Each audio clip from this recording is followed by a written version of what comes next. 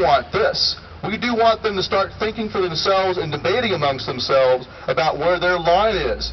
On the spectrum from Michael New refusing to wear a blue beret, which you'll hear more about in a few minutes. With that, current serving Lieutenant Commander Gilley is going to come up here. David Gilley is going to come up here and tell you about Michael New's struggle and say a few things about his own oath as well.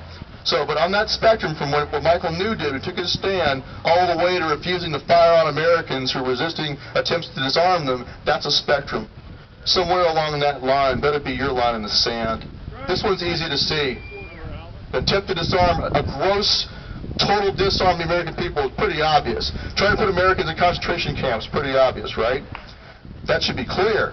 I don't want to take it for granted, though. I want these troops to think about these things in advance. Because one thing we learned from Katrina is hopefully next time it won't go down like that because they'll have thought about it ahead of time. And that's our mission. So along that line, on that spectrum right there, each man's got to make a decision for himself about where that line is. And we've already seen discussions on the internet. I'll go find some discussion forum, talk about Oathkeepers, and kind of spy on them a little bit. But they're talking about it, and they're saying, hey, what about this, or what about that? And they're going back and forth in some amazingly intelligent discussions. Well, it shouldn't be too amazing. We're Americans, by God. We can think for ourselves. And that's one thing. In the military, why is it that Americans are so successful in battle? Why? Initiative, right? Initiative. They're given the autonomy to do what has to be done to get the job done. Well, guess what? It's kind of the same way. When you swore an oath to defend the Constitution, you took upon yourself an individual obligation to make your own decision on the spot of where that line is and whether an order is lawful or unlawful. You have an obligation to do so. And as the Nazis found out in Nuremberg, just following orders is no excuse. Isn't that right? That's right.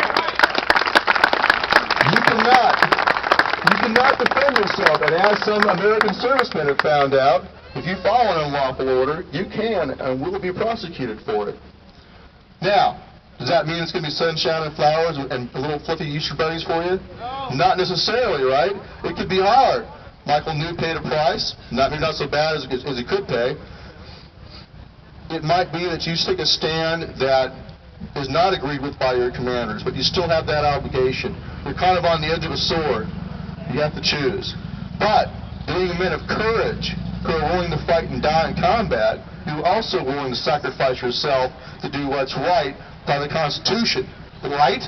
Right. That's right. Okay. So, here is our declaration of orders we will not obey. What time is it now? 1:45. Okay, good to go. I would like to read something that General George Washington spoke to his men before the Battle of Long Island. Here's what he had to say.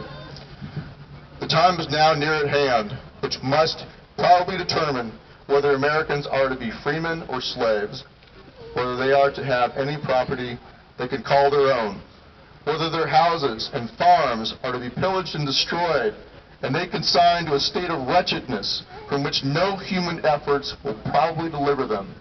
The fate of unborn millions will now depend, under God, on the courage and conduct of this army. This is General George Washington's troops before the Battle of Long Island. And we are concerned, and we fear, at the time it might be near at hand today, that may determine whether or not our children will be free, or whether they will be consigned to utter wretchedness. And their liberty depends on the conduct of this Army, this Marine Corps, this Air Force, this Navy, this Coast Guard, Reserves, National Guard, and you veterans. And these police officers.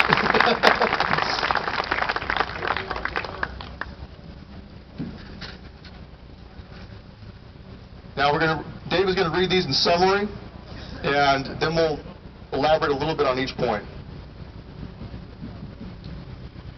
We will not obey orders to disarm the American people.